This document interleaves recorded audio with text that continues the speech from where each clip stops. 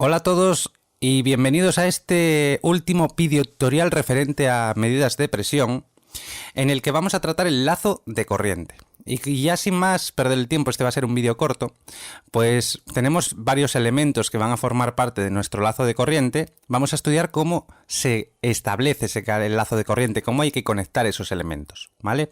Empecemos por la fuente, ¿eh? Del polo positivo de la fuente iremos al positivo del transmisor, como veis ahí. Salimos por el negativo del transmisor y conectaremos con el positivo del controlador, que puede ser un PLC, puede ser cualquier dispositivo controlador, ¿eh? El controlador saldremos por negativo y llegaremos al positivo, por ejemplo, de un elemento de medida, ¿eh? Que registre un miliamperímetro, por ejemplo, ¿vale?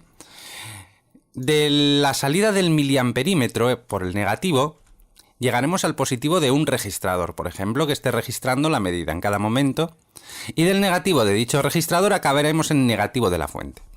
Por lo tanto, podemos llegar a una conclusión, y es que la fuente se conecta positivo con positivo y negativo con negativo. Y a partir de ahí, negativo con positivo, negativo con positivo, negativo con positivo. Y de esta manera vamos conectando en serie todos esos elementos, un lazo de corriente, ¿vale?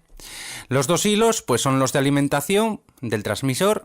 Como os decía antes, los elementos se conectan en serie con la fuente de alimentación y la corriente no va a depender de la carga, la alimentación o los ruidos eléctricos, ¿vale? Siempre va a estar regulada.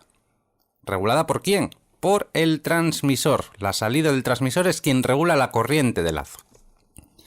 Bueno, por ejemplo, otro lazo podría ser un convertidor de intensidad a presión, ¿eh? Ya veis, el controlador hace de fuente de alimentación, en este caso, de negativo a positivo de un registrador y de negativo del registrador a negativo del controlador. Es en este caso donde el controlador, una tarjeta analógica de un PLC, por ejemplo, hace de fuente del lazo, ¿vale? Que esta es una situación que se da en infinidad de ocasiones.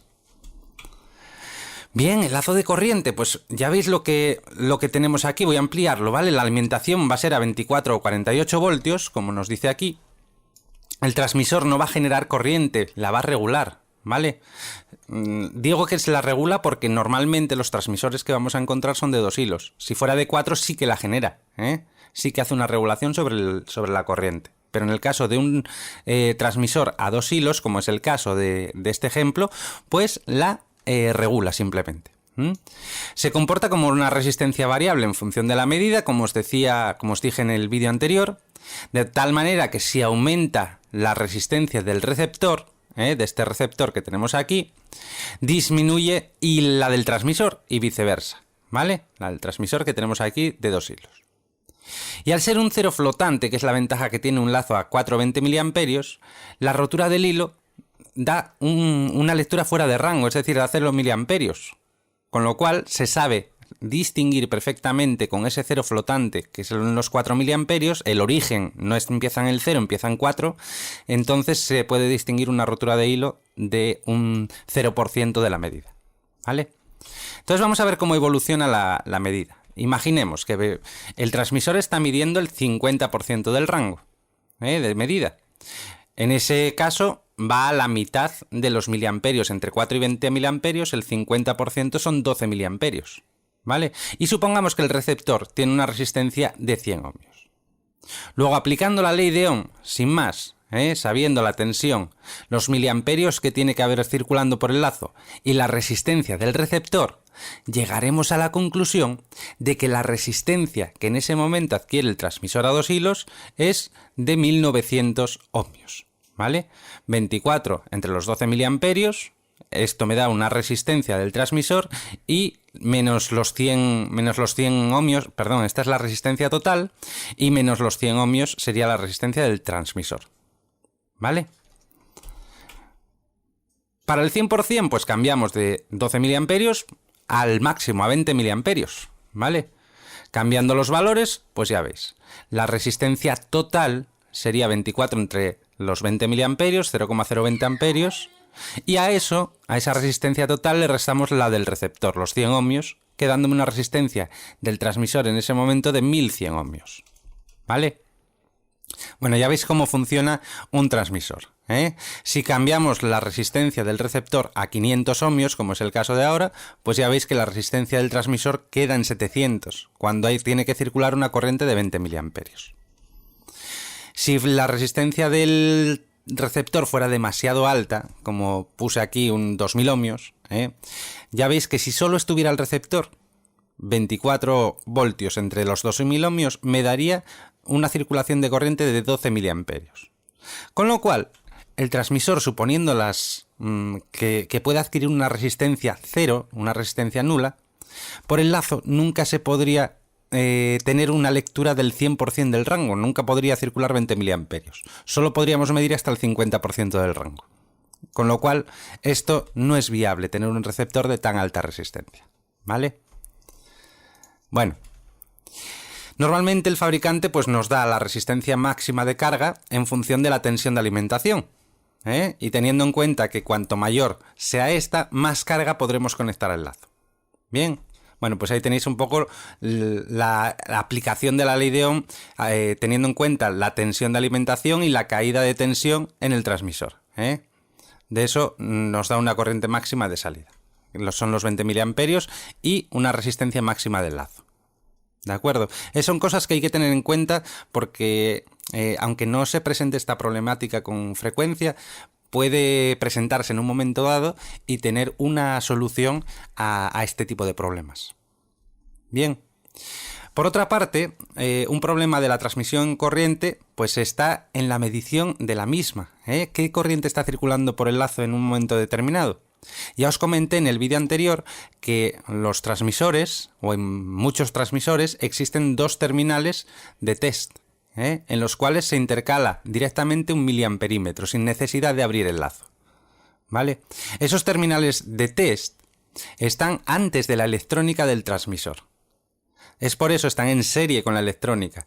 Lo que hacemos cuando conectamos un miliamperímetro entre esos dos terminales de test, el miliamperímetro se comporta como un cable, como un cortocircuito. Por lo tanto, si entre esos dos terminales de test hay una resistencia muy baja o un diodo, cuando colocamos en paralelo el miliamperímetro, no afectamos prácticamente al lazo, a lo que está sucediendo en el lazo, porque puenteamos ese elemento que ha intercalado entre los dos terminales de test, simplemente para dar continuidad al circuito eléctrico, al lazo de corriente. Bien, luego ya sabemos que son esos terminales de test. Pero para hacer un ajuste o una calibración del instrumento nunca utilizaremos estos terminales de test, puesto que necesitamos conectarnos en bornes del circuito electrónico.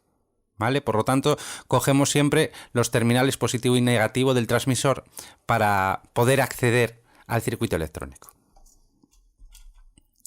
Bueno, ahí veis un poco la resistencia de precisión de un ohmio muy baja o un diodo, Y luego los tipos de transmisores que podemos encontrarnos, pues ya veis, transmisores de equilibrio de fuerzas o movimientos, estos están en desuso.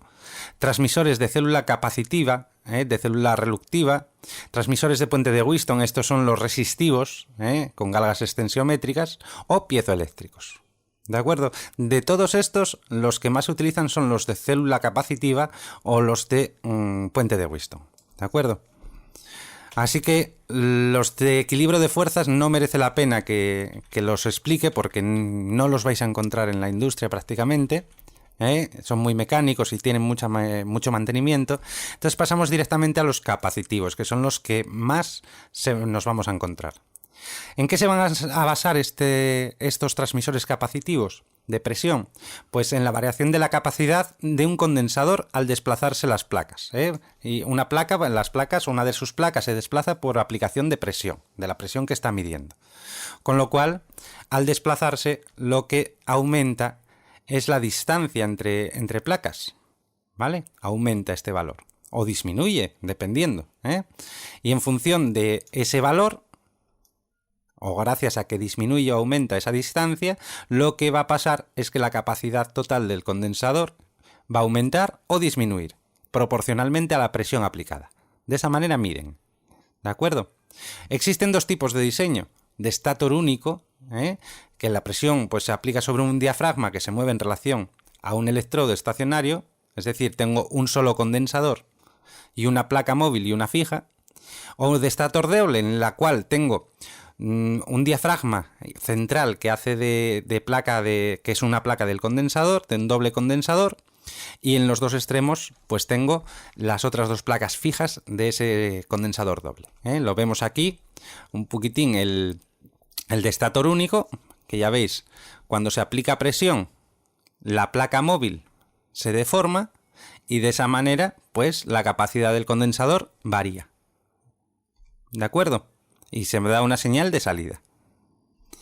Los de estator doble, pues veis aquí, tengo una placa de condensador fija, otra placa de condensador fija y en el medio una placa de condensador variable que hace de diafragma. ¿Vale? Normalmente se suele ubicar o se suele colocar todo este mecanismo eléctrico de doble condensador o doble estator, o estator doble, dentro de una cámara sellada y con un fluido de densidad y de propiedades conocidas, para que no le afecte corrosión o temperatura del fluido que se está midiendo. ¿Vale? Bueno, pues, ¿cómo funciona esto? Cuando se aplica presión por una de sus tomas, quedando la otra con una presión más baja, pues ¿qué ocurrirá con la placa central? Se desplazará hacia la derecha, hacia vuestra derecha, como veis ahí. Con lo cual, la distancia entre placas del condensador 1 aumenta. Al aumentar, disminuye la capacidad. Revisar la fórmula que os mostré antes y lo veréis. Y en el caso del condensador de la derecha, aumenta la capacidad puesto que ha disminuido la distancia entre placas. ¿Vale? Bueno, pues este doble condensador se va a llevar a un circuito medidor de tal manera que se puede medir la presión diferencial que existe entre las dos tomas. Si se quiere medir un vacío, por ejemplo, o una presión absoluta más que un vacío, lo que se hace es sellar la toma de alta, se le extrae todo el aire, se le extrae y se sella.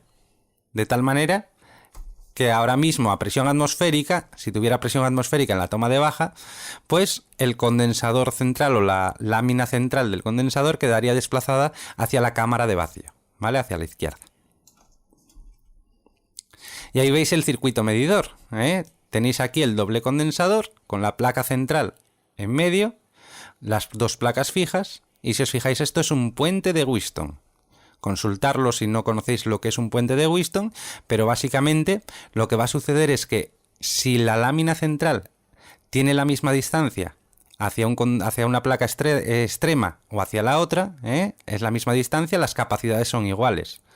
Si las capacidades son iguales, el puente de Wheatstone está equilibrado. Y eso significa que aquí no hay ninguna salida, no hay ninguna señal de salida.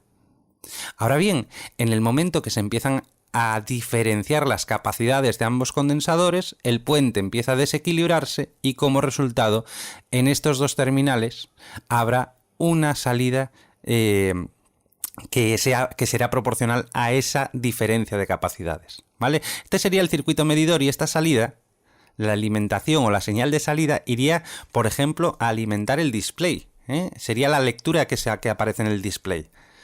¿De acuerdo? Luego esta salida, bueno, pues para transmitirla hay que normalizarla y demás, pero eso es cuestión del convertidor, Por cierto, cuando hablábamos de calibración de instrumentos, este circuito de medida es precisamente el que se ajusta, no se ajusta el sensor. En la parte sensora no se ajusta, pero cuando hablamos de la calibración de la parte sensora o el ajuste de la parte sensora del instrumento, en realidad lo que se está tocando es un ajuste del puente de Wheatstone, bien de manera electrónica o bien de manera manual, analógica, ¿vale? Mediante tornillos o potenciómetros.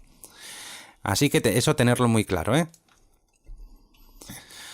Bueno, otros tipos de transmisores, pues transmisores de semiconductor de silicio difundido, por ejemplo, se basan en variaciones de resistencia. Estos los había mencionado en vídeos anteriores. Lo bueno de estos transmisores es que no necesitan un circuito oscilador. Un circuito oscilador es el que me va a proporcionar una alimentación al circuito medidor, al puente de Wheatstone, en alterna, ¿vale? Eso es un circuito oscilador. ¿Y por qué en alterna lo necesito en los condensadores? Porque los condensadores funcionan en alterna, ¿vale? En continua se comportan como circuitos abiertos. Entonces, para conseguir una alimentación que haga funcionar correctamente este circuito medidor, cuando estoy con condensadores necesito alimentarlo con un circuito oscilador. Mientras que si se trata de resistencias, ya no necesito ese circuito oscilador, ¿vale? En este caso el funcionamiento ya lo había explicado, pero bueno, con la presión el silicio se mete en el boro en el que está difundido y aumenta la resistencia, ¿vale? Estas pastillitas de silicio difundido con boro se conectan, se suelen ubicar en la propia membrana, ¿vale? Y bueno, los transmisores inteligentes, los más utilizados, como os decía, son los de célula capacitiva, los que acabamos de ver hace un momento. La célula sensora no cambia, lo que cambia es la circuitería necesaria para generar la señal de salida. Puede ser un puente de Wheatstone o otro tipo. Las ventajas, pues tengo una comunicación digital, con todo lo que conlleva. Hay un intercambio de datos y órdenes entre el transmisor y el terminal, el controlador, a través de los mismos hilos de salida del transmisor, ¿vale? Se puede calibrar o ajustar fácilmente mediante una comunicación HART, mediante el protocolo HART. Y lo único que debemos saber del protocolo HART, al que dedicaré otro vídeo, es que, bueno, que en el lazo de corriente debe haber intercalada una resistencia de 250 ohmios para poder comunicar por HART, ¿vale? Bueno, y realmente veis aquí la resistencia, realmente esto es todo con lo que vamos a encontrarnos en cuanto a transmisores de presión en la industria. El protocolo HART sí que se utiliza para calibrar estos instrumentos, en los que son compatibles por HART, y estas resistencias las veréis intercaladas en el lazo precisamente como una carga más, y nos van a servir precisamente para eso, para comunicar por HART. Y por experiencia os digo que la mejor manera de comunicar por HART y que no haya ningún problema va a ser poniendo las dos ondas, en vez de como pone aquí, poniéndolas en extremos de esta resistencia. Ahí no vais a tener nunca problemas de comunicación HART. ¿De acuerdo? Bueno, esto de la comunicación HART, como os decía, lo dejaremos para otro vídeo, y os haré un ejemplo de calibración mediante HART. Y esto es todo en cuanto al tema de presión. Cualquier cosa, cualquier pregunta, no dudéis en dejar los comentarios pertinentes y se os responderá. Venga, un saludo a todos.